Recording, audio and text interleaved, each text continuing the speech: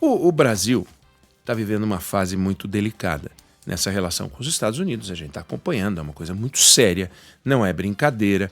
Hoje é dia 23, a partir do dia 1 de agosto, se nada acontecer, a gente vai receber um tarifaço de 50% em todas as exportações brasileiras para os Estados Unidos, em todos os produtos. Eu tenho ainda muita confiança, não é esperança, confiança de que o setor privado vai dar uma solução. Há uma possibilidade de conversas aqui e ali para que isso seja adiado e de adiamento em adiamento isso acaba sendo arquivado, sem que seja formalmente arquivado. Mas o fato é, a gente chegou até aqui, o que é muito ruim, o que a gente construiu. Não vem muito ao caso, né, a gente ficar discutindo como a gente chegou aqui. Mas vale muito a pena a gente ver que o Brasil não está vivendo a sua primeira crise da relação com os Estados Unidos. Talvez seja a crise mais complexa da nossa história. Mas a gente já viveu outras crises e, aparentemente, a gente teve mais maturidade e a gente teve canais de comunicação que permitiam que, mesmo quando os dois países estavam distanciados nos seus propósitos, havia adultos conversando e não garotos e adolescentes, que é o que está acontecendo agora, o que é lamentável. Por exemplo, o governo soltou um comercial que circulou nas TVs, em que aparece um locutor falando um texto, um monte de imagens, imagem de carteira de trabalho, imagem de um homem tocando pandeiro, imagens de boi no pasto, imagens do agronegócio, colheita, imagens de uma família sorridente ao lado de um garoto numa cadeira de rodas, imagens da bandeira do Brasil sendo filmada de baixo em câmera lenta, em que uma pessoa colocando a bandeira do Brasil sobre as costas sai andando, garotos jogando bola, uma pessoa abrindo uma porta daqueles de ferro de um comércio, um jovem passando tinta verde e amarela no rosto, cenas de indígenas e negros, um jovem dançando na rua, um monte de gente rindo. Ou seja, uma campanha publicitária típica de uma campanha eleitoral. E o texto diz: o Brasil é um país soberano. E um país soberano é um país independente que respeita suas leis. Um país soberano protege seu povo e sua democracia. Um país soberano não baixa a cabeça para outros países. E essas cenas, musiquinha, carteira de trabalho. E ser contra a nossa soberania é ser contra o Brasil. Aí aparece uma menina, que não tem a menor ideia do que está falando, óbvio. E fala assim: não mexe com o meu Brasil, viu? Uma menina: não mexe com o meu Brasil, viu? Aí o locutor continua: my friend. Aqui quem manda é a gente. O Brasil é soberano, o Brasil é dos brasileiros. My friend. Aqui quem manda é a gente. Qual o propósito disso tudo? Por que botar carteira de trabalho, gente abrindo comércio? Ou seja, é campanha eleitoral antecipada. Nós estamos em 23 de julho, às vésperas de uma data importante, e estamos pensando em outubro do ano que vem, já dizendo: opa, temos um gancho aí, o Brasil é dos brasileiros, nós contra eles, agora um eles grandão mesmo, que são os Estados Unidos, somos soberanos, nós dessa corrente política que quer se manter no poder, nós estamos dizendo que tem gente trabalhando contra. Trabalhar, como diz o texto, a nossa soberania é ser contra o Brasil, ou seja, aquele outro lado que você sabe quem é contra o Brasil, nós somos a favor, carteirinha de trabalho, já sugere ali naquela subliminar que nós estamos reduzindo o desemprego nesse país, e essa é uma resposta do governo no meio dessa crise. O governo brasileiro não abriu canais de comunicação com o governo americano. E alguém vai dizer: mas o governo americano também não abriu canais de comunicação com o governo brasileiro. Pouco importa. o governo brasileiro não abriu canais de comunicação com o governo americano desde o início dessa gestão Trump. E aí, quando eu disse que nós já vivemos episódios bem complicados da nossa história, se a gente voltar no tempo, a gente vai ver que a relação entre o Brasil e os Estados Unidos, eu não vou contar a história da relação do Brasil e dos Estados Unidos, mas se a gente pegar a fase em que o Brasil, nos últimos 50, 60 anos, o Brasil viveu uma fase muito próxima aos Estados Unidos e viveu uma fase intensa, bem distante dos Estados Unidos. Então, quando começa o regime militar, o governo Castelo Branco, o Brasil ele está próximo dos Estados Unidos, bem próximo aos Estados Unidos. Governo Costa e Silva, aí governo Médici. Quando vem o governo Geisel, a coisa complica. A coisa complica ainda mais porque vem nos Estados Unidos o governo Carter, em 77. E já havia uma tensão no ar porque o Brasil celebrava com a Alemanha um acordo nuclear. Sendo que o Brasil discutia até então um acordo nuclear com os Estados Unidos. E o Brasil não assinava o Tratado de Não Proliferação Nuclear, mas discutia com os Estados Unidos um acordo nuclear. E passou a discutir com a Alemanha um acordo nuclear. E com a chegada de Geisel, o Brasil começou a fazer alguns movimentos. Estabeleceu relações diplomáticas com a China, reconheceu o governo de Angola, que era um governo marxista, intensificou a relação com o mundo árabe, então Emirados Árabes, Bahrein, Catar, Omã. O Brasil vinha de uma crise, o Brasil não, né? O mundo vinha de uma crise do petróleo. Em alguns poucos meses, 73 a gente tem uma crise do petróleo, em alguns poucos meses o preço do petróleo quadruplicou. O Brasil viria a precisar gastar o equivalente a 40% de tudo que exportava para pagar o que importava de petróleo. Um negócio assim, assombroso. E a relação, quando entra o Carter em 77, começa uma relação tensa, porque a agenda do Carter versus a agenda do Geisel era uma agenda completamente diferente. O Jimmy Carter fez a campanha democrata, venceu, percebeu que o que unia a pauta no democrata e o que sensibilizava o eleitor era o discurso dos direitos humanos.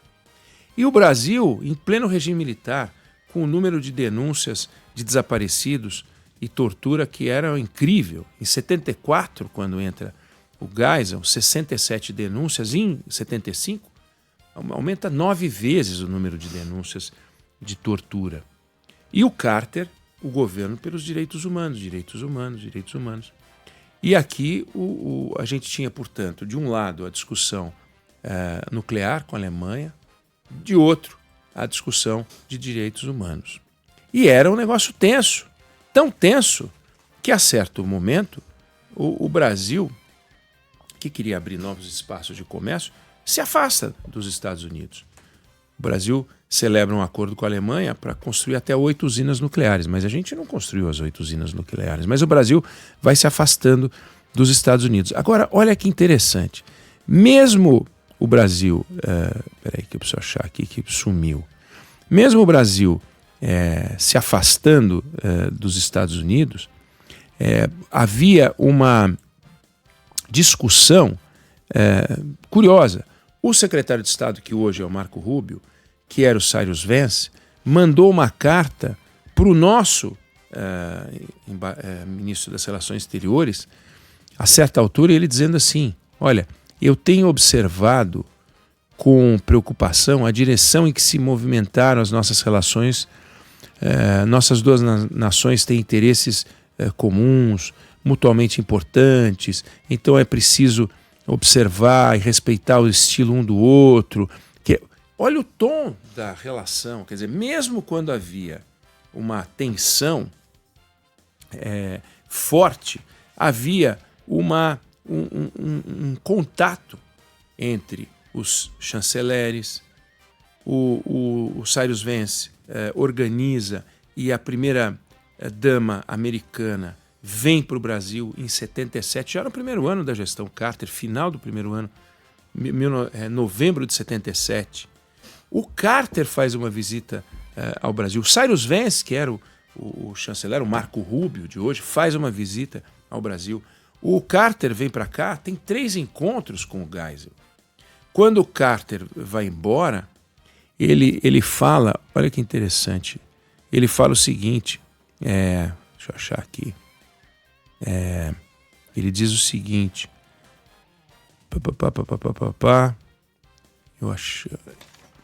no Brasil, um de nossos aliados próximos ao longo dos anos, no Brasil, restabelecemos a compreensão dos interesses e a amizade comum de longo prazo dos nossos povos. Olha o tom, é isso que eu quero chamar a atenção, olha o tom. O Donald Trump, no final da carta, depois de ameaçar, cortar, de dizer que vem 50% e que se a gente aumentar qualquer coisa nas tarifas, vem o que a gente colocar mais os 50%, e ele termina, o senhor nunca ficará decepcionado com os Estados Unidos da América. O Carter manda uma mensagem para o governo brasileiro e fala, você encontrará, aliás, ele dá um depoimento, ele faz uma declaração, você encontrará esse país ansioso para ficar ao lado daquelas nações que representam, que respeitam os direitos humanos e promovem os valores democráticos. Então, naquele tempo, fazia sentido imaginar que você tinha um governo americano que defendia valores democráticos, um governo brasileiro que não defendia valores democráticos, um governo brasileiro que queria conquistar espaço no mundo, um governo americano que não queria o Brasil conquistando espaço no mundo, um governo americano que não queria o Brasil celebrando qualquer forma de acordo nuclear que desse algum tipo de independência e o risco de o Brasil chegar à bomba. E o Brasil querendo fazer enriquecimento de urânio e celebrando com a Alemanha, não com os Estados Unidos, uma parceria. A agenda de cada país tinha uma certa lógica. E, sobretudo, as relações diplomáticas eram mantidas. Se escreviam cartas, não tweets. A relação diplomática se dava por pronunciamentos e correspondências e encontros. Agora não. Agora é tweetzinho daqui, videozinho dali, esse vídeo tosco que eu falei. O Brasil, um país soberano, yes, my friend. Ninguém mexe com o meu Brasil. É uma coisa patética. Então, cadê a nossa capacidade de dar uma aula para os americanos de civilidade? Não. A gente pega e, como é da nossa natureza e da natureza desse governo, de uma certa indiferença institucional. Então é o seguinte, eu estou querendo aprovar alguma coisa, eu faço o que os outros fizeram, vou lá e libero as emendas na tentativa de aprovar. Combino que vou fazer um acordo e descumpro. Ficou agora que quem descumpriu foi o Hugo Mota, o acordo do IOF. Mas e quando o governo fechou um acordo para manter a desoneração da mão de obra e foi lá e baixou uma medida provisória? Ou mesmo agora, quando o governo, prometendo que não vai fazer, que não faria aumento da carga tributária, aumentou a carga tributária, mentindo, portanto, ao fazer o IOF e mentindo, dizendo que estava cobrando só dos ricos, o que é uma mentira. Então, é um governo que desrespeita, muitas vezes, que comparado ao governo Bolsonaro, que era um desrespeito com pernas, fica parecendo que o governo Lula é um governo altamente institucional. Não é verdade. O governo atual não faz o básico para fazer a gestão. E quando você vê o Haddad fazendo discurso, fica parecendo que tem uma sociedade insensível, que é formada pelos ricos, uma preocupação deste governo com os pobres que ninguém mais tem igual, só esse governo, e uma defesa de valores brasileiros que poderiam ser defendidos com o mesmo empenho sem esse festival de bravatas que o Lula não perde a oportunidade de fazer. Então, a gente tem alguém absolutamente imaturo nos Estados Unidos, um presidente que é mercurial, um presidente que gosta do confronto, um presidente que não respeita essa relação entre os países. Para ele existem os Estados Unidos e o resto. O resto é Todos os outros são resto. Ele respeita aquele que pode ameaçá-lo. Mas quem não pode ameaçá-lo, ele vai lá e dá paulada. Perfeito. Como lidar com um cara desse? Quantos minutos o presidente Lula gastou com isso? Qual foi o empenho do presidente e o pragmatismo que sempre caracterizou a carreira dele?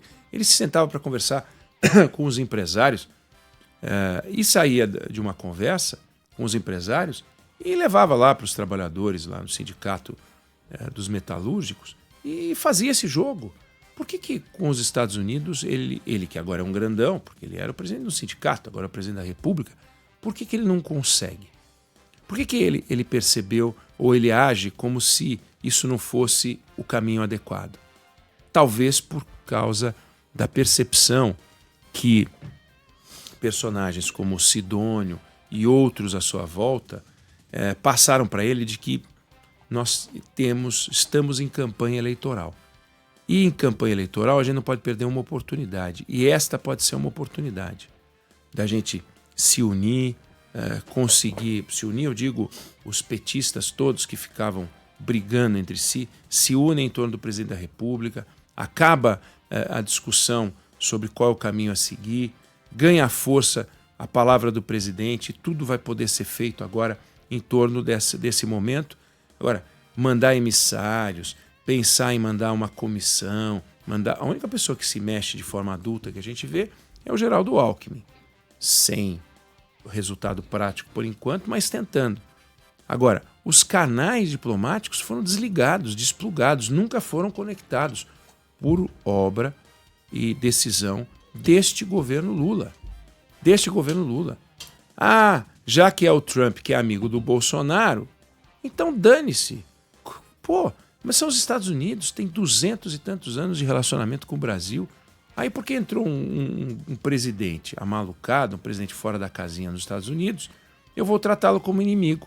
É a mesma imaturidade do governo do presidente Lula com o Milei, com uma diferença, que os canais entre o Brasil e a Argentina estão mais azeitados, até pela importância do Brasil para a Argentina, coisa que no Brasil não tem para os Estados Unidos do mesmo tamanho.